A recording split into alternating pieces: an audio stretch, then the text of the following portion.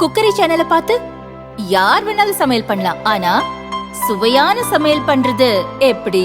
நான் இதயம் நல்லெண்ணெயில சமையல் பண்றேன். ஆஹா ஓஹோன்னு பாராட்டுறாங்க. நீங்களும் இதயம் நல்லெண்ணெயில சமையல் பண்ணுங்க, பாராட்ட வாங்குங்க. தினம் தோறும் வாங்குவே இதயம் இதயம்.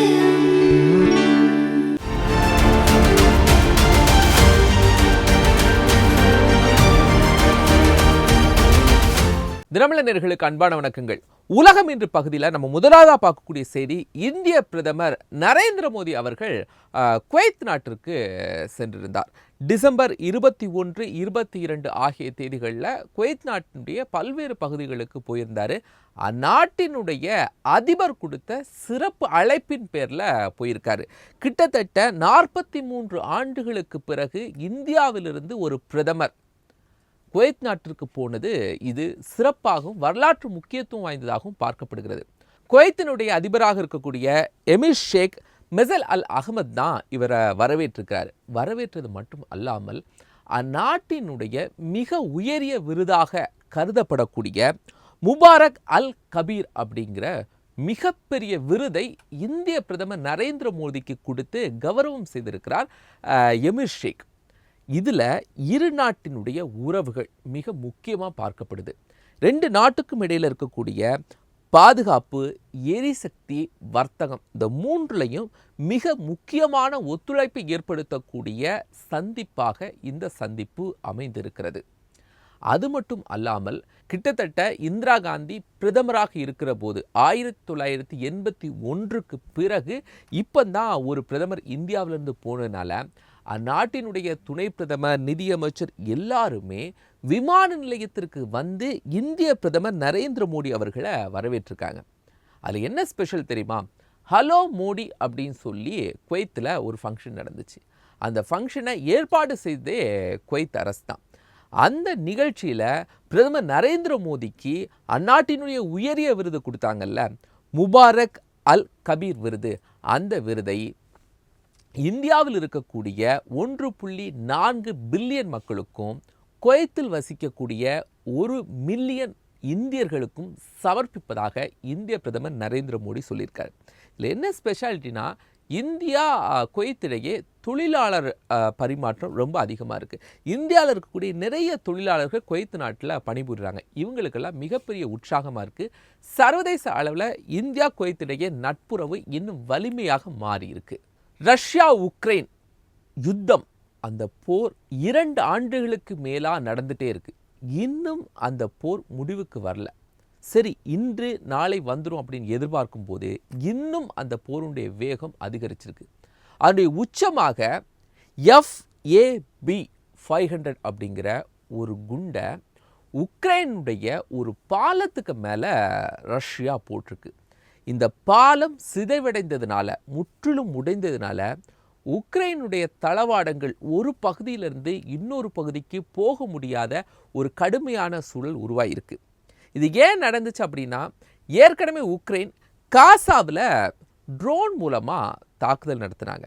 அந்த ட்ரோன் மூலமாக தாக்குதல் நடத்தும் போது காசாவில் இருந்த அந்த எண்ணெய் பகுதிகள், இன்னொன்று மின்சாரம் இருக்கக்கூடியது, பாதுகாப்பு உபகரணங்கள் குவித்து வைக்கக்கூடிய அந்த பகுதிகள்லாம் மிகப்பெரிய அளவில் சேதமடைஞ்சிச்சு. இதனால் ரஷ்யா மிகப்பெரிய கோவத்திலேருந்து, அந்த கோவத்தினுடைய வெளிப்பாடாக தான் FAB-500 அப்படிங்கிற ஒரு அணுகுண்டை உக்ரைனில் அந்த பாலத்தில் போட்டிருக்காங்க.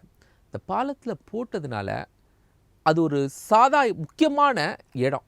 அந்த பாலத்தின் மூலமாக தான் பல மூமெண்ட்ஸை உக்ரைன் பண்ணிட்டு இருந்துச்சு. அது சிதைந்ததுனால அடுத்த கட்டமாக என்ன செய்கிறது அப்படின்னு தெரியாமல் உக்ரைன் நாட்டினுடைய இராணுவம் விழிப்புதுங்கி இருக்குன்னே சொல்லலாம். இது இந்த போருக்கு முடிவுக்கு கொண்டு வரும் அப்படிங்கிற ஒரு பார்வையை உலக அளவில் ஏற்படுத்தலை. சரி, இந்த போர் எப்போ தான் நிற்கும் அப்படின்னு பார்க்கும்போது, இது குறித்து ஏற்கனவே ரஷ்ய அதிபர் புதின் பல கட்ட பேச்சுவார்த்தையை தொடர்ந்து நடத்திட்டே இருந்தார். ஆனால் இன்றைக்கி நடந்திருக்கக்கூடிய இந்த சம்பவங்களை பார்க்குற போது அங்கே இருக்கக்கூடிய மக்கள், குறிப்பாக உக்ரைனில் இருக்கக்கூடிய மக்களுடைய அச்சம் நாளுக்கு நாள் அதிகரித்து கொண்டே இருக்குது. உலக நாடுகள் சமாதான முறையில் இந்த போரை நிறுத்த முயலவில்லை என்றால் உக்ரைன் ரஷ்யா இன்னும் அந்த போர் தொடர்ந்து கொண்டு தான் இருக்கும்.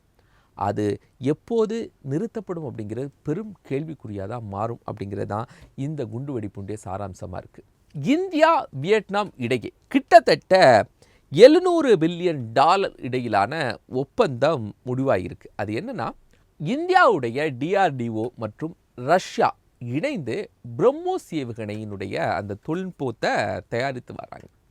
இந்த பிரம்மோஸ் ஏவுகணை மூலமாக இந்தியா வியட்நாம் இடையே மிகப்பெரிய அளவில் ஒரு புதிய நட்புணர்வு வலிமையாக கட்டமைக்கப்பட இருக்கிறது. இதற்கு சான்றாக கிட்டத்தட்ட $700 மில்லியன் மதிப்பில் ஒரு அக்ரிமெண்ட்டை போட்டிருக்காங்க. என்ன அப்படின்னா, வியட்நாமுக்கு பிரம்மோஸ் ஏவுகணையை கொடுக்குற மாதிரி, அதாவது இராணுவத்தினுடைய ஒரு சில பரிமாற்றங்களில் பிரம்மோஸ் ஏவுகணை கொடுத்து உதவி செய்கிற மாதிரியான ஒரு ஒப்பந்தம் போட்டிருக்காங்க. ஏற்கனவே பிலிப்பைன்ஸ் கூட பிரம்மோஸ் ஏவுகணை ஒப்பந்தம் போடப்பட்டுச்சு. அந்த ஒப்பந்தத்துக்கு பிறகு இந்தியா பிலிப்பைன்ஸ் இடையே நட்புறவு ரொம்ப ஆழமாக மாறியது. அதே மாதிரி பிரம்மோஸ் ஏவுகணை சம்பந்தமான ஒப்பந்தத்தை இந்தியா வியட்நாம் இடையே போடப்பட்டிருப்பது இரண்டு நாடுகளுக்கு இடையில பரஸ்பர இராணுவ ஒப்பந்தம் உருவாகியிருக்கிறது. உலக நாடுகளிடையே இந்த இரு நாடுகளுக்கான நட்புணர்வை வலுப்படுத்தி இருக்கிறது.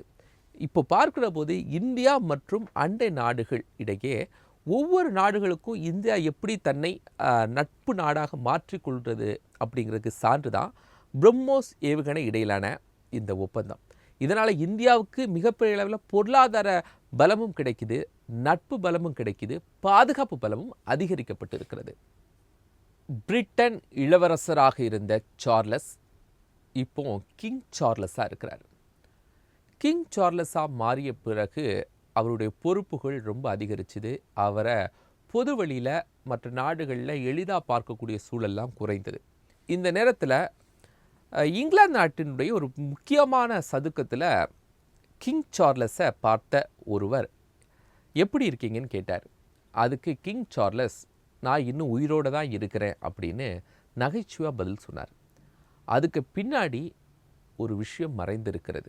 அது என்னன்னா, கிங் சார்லஸ் உடல்நலக் குறைவால் பாதிக்கப்பட்டிருக்கிறார் அப்படிங்கிற தகவல் இங்கிலாந்துக்குள்ளே அதிகமாக பேசப்பட்டு கொண்டிருந்தது. அது மட்டும் இல்லை, அவருக்கு புற்றுநோய் வந்திருக்கு அப்படிங்கிற ஒரு மருத்துவ குறிப்பும் அங்கு வெளியிடப்பட்டது. இதனால தான் அவர் நோயிலிருந்து விடுபட்டு அவருடைய நிலைமை இன்னும் சீரடைந்து உடல் நலம் தேறி வருகிறார் அப்படிங்கிறதுடைய வெளிப்பாடு தான் கிங் சார்லஸுடைய இந்த உற்சாகமான நகைச்சுவையான பேச்சுக்கு எடுத்துக்காட்டு. நேயர்களே, அடுத்த நிகழ்ச்சி சந்திக்கலாம். நன்றி.